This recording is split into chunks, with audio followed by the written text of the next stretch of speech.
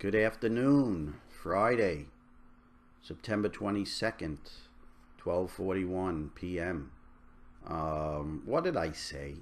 What did I say repeatedly? These Fed heads, they go all around the globe on our dime, okay? Giving speeches, okay?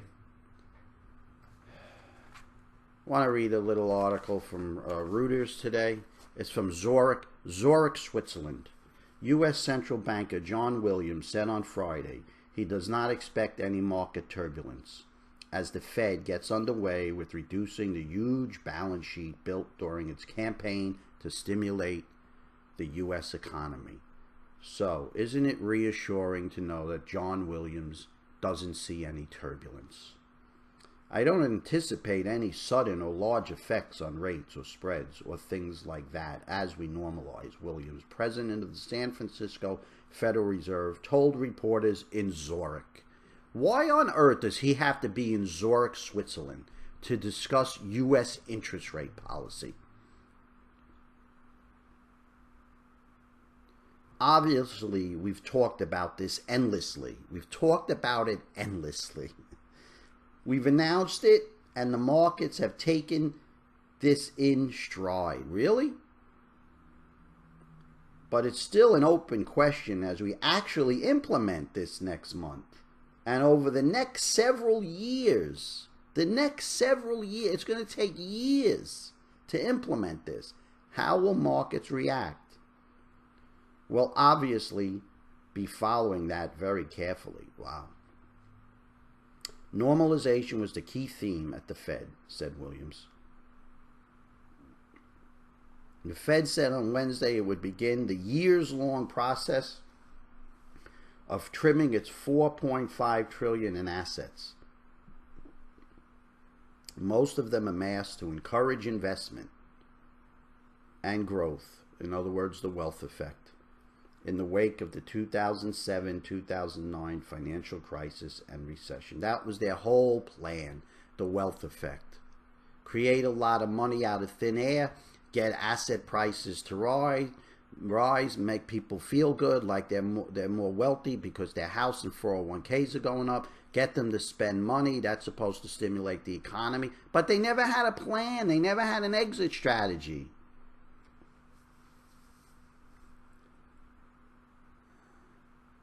It also signaled it will likely raise rates again later this year. Did you catch that? And 3 more times next year. Here we go again. Didn't they say that last year about this year? It was going to be 4 times. I'm telling you. Doesn't this get tired after a while? I mean, I know their credibility is totally shot, but when are they going to stop drinking the Kool-Aid here?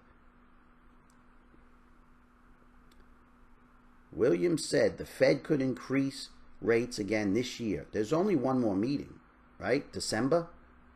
And 3 more times next year. But the exact timing was not important. Really, the exact timing isn't important? It's not important. So it could take 1 year to raise rates 3 times, or it could take 10 years to raise rates 3 times, but it's not important. With a gradual increase in interest rates now underway, provided the U.S. economy continues to progress. Is it progressing? Is the U.S. economy progressing? Please, I'd like to know what you think. Provided the U.S. economy continues to progress and inflation was on track to reach the Fed's 2% goal, why does the Fed get to decide what inflation should be? And what is so magical about 2%? Why is inflation a goal? And why 2%? Why not 1.5%? Why not 2.25%? Why 2? What is it about 2? And why do they get to decide? I would ascribe to a gradual pace of rate increases, which, assuming all that's happening, could have another rate increase this year and 3 next, Williams said. But honestly, the exact timing of that is not that important. It's not important. No, it's not important. Boy, I don't know. I really don't know how these people... I mean, and what's sad is that you have these people that hang on every word Okay, as if these guys are like gods. I mean, like, and they still believe that these guys are in control and they know what they're doing. I mean, you listen to CNBC. What did he say? Oh, yeah. Are you kidding me?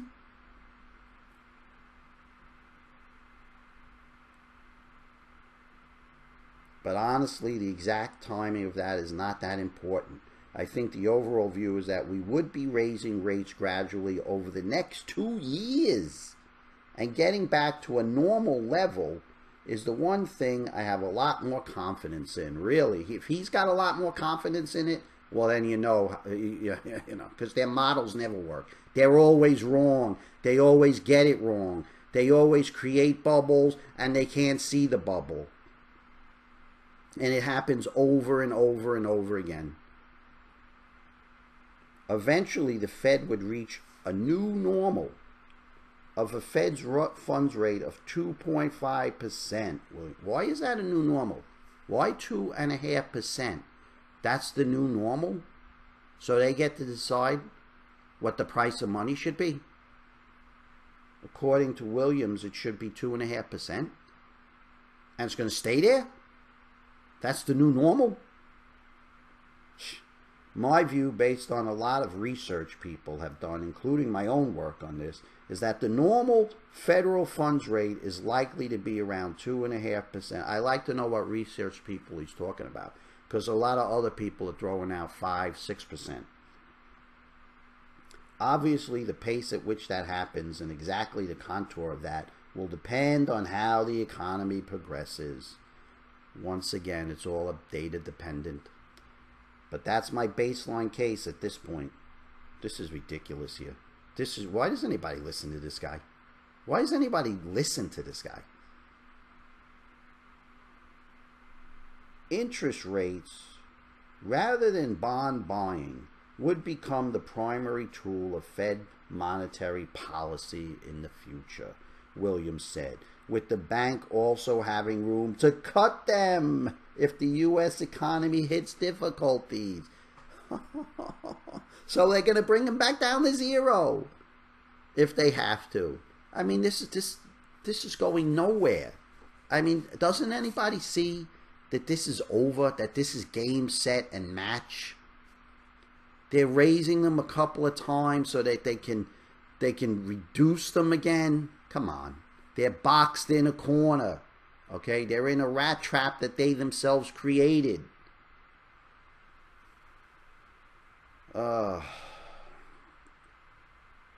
Unbelievable. Anyway, been seeing a lot of articles here. I'm seeing things like Jim Rickards says QE is going to come after QT. Well, duh. That's like saying morning comes after night, no? I mean, if they do QT, QT, eventually when they stop it, what's next? What would be next in the cycle? QE. No? Wouldn't that be next? We're going to tighten, and then when we're done tightening, eventually if we have to, we're going to loosen. So what is he saying? Has this guy ever been right on anything? Please, I'm serious. Let me know. If he's been right on something, let me know. I'm just asking this a question. Maybe I missed it. Maybe I did. Sincerely, maybe I missed it. What has he been right on so far? Please let me know. I'd like to know. I have to catch up. Maybe I missed it. Other guys are calling for an imminent breakout in the mining shares, and you know, I keep telling you, stop listening to people that are getting it wrong. Start listening to the people that are getting it right. Start listening to the people that are actually moving money. Okay, not writing books and blogs and newsletters. The people that are actually moving money. Okay. Anyway, gold is down. Stocks are down. Okay. I don't think this is going to be like watching paint dry. I think it's going to be, like I said the other day, Chinese water torture. Okay. How many drops does it take? The other day I said it was like that Kaplunk game. You got all the marbles and you pull the sticks out and one marble slips through, and then you pull another and maybe two marbles slip through, and then you pull that final stick out and all the marbles come crashing down. Is it going to be like that? I think it might be. Anyway, that's it for now. Have a nice weekend. And we'll see. And again, I asked for a catalyst. Give me a catalyst. What's going to make gold go up? I want a catalyst. I haven't gotten any answers. Okay. Ciao.